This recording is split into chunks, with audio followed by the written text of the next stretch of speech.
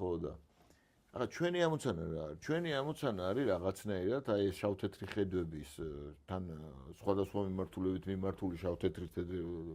ხედვები რაღაცნაირად გადავლახოთ. ასევე გადავლახოთ ეს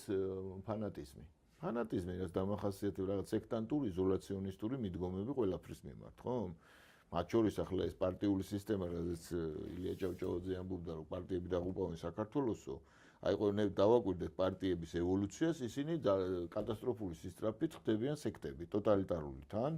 რომლებსაც აქვს აი ესეთი რაღაცნაირი ტუნელური აზროვნება წყევლაკრულითა და რაღაც უბედურებით, რომელიც რა თქმა უნდა განპირობებულია მათი გაუნათლებლობით ძირითადად, მაგრამ ეს ტუნელური აზროვნება.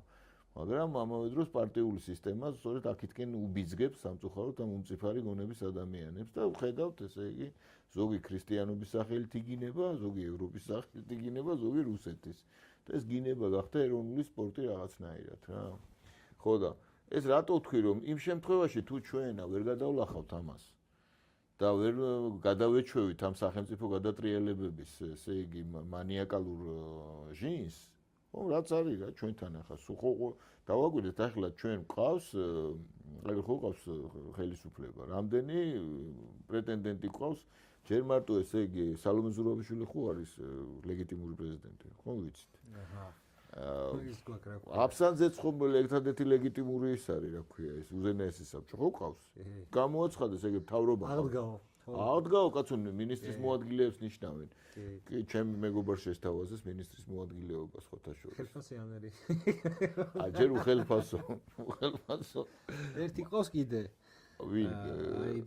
მაგარი ისტორიათა დაწერა ტრამპა და ამერიკა პრეზიდენტობა უნდა დაუდო ამას ემითხრა რომ მიშაო რას ფიქრობ შენ რომ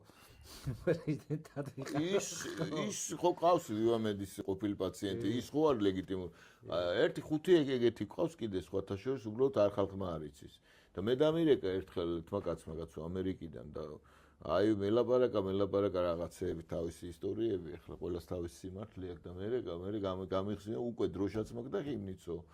მოფიქრებულიო და ესე იგი უნდა ჩამოვიდა პრეზიდენტი ხო და ყველას უნდა პრეზიდენტობა ეს არის სინდრომია ჩვენთან ეს სხვათა შორის ეს არის ძალიან დამღუპველი რამე და ამის გარდა უამრავი ადამიანი დადის რომელსაც თავი პირველად ყავს წარმოდგენილი და ძირითადი სხვათა შორის აი ეს არასტაბილურობის მთავარი ფაქტორი ეგ არის ახლა დავაკვირდ არავინ არ ცნობს თავის შეცდომებს არავინ არ ცნობს დაუშვათ იმას რომ აი რა ქვია დამარცხდა დაკვირვებული ხო ვართ ახლა არჩევნებს ცნობა არავის არ უნდა და ისინი კიდე ვინც არ არიან ხელისუფლებაში ხო თავს